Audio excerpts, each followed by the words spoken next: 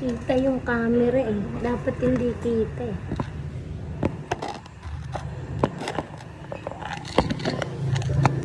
Ang sa email na ngayon, ay di nga maganda te kasi yung gawa ng ano, pagpasok pa. Diga? Pero huwag ka magsasalita.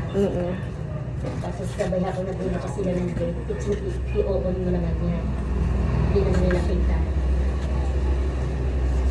Hayaan mo silang magbukas ng gate. Tapos sabay pagpasok ka dito sa sabihin mo, huwag ka na pagpasok dito sa loob. Nandiyan ang lahat ang kukuranin mo.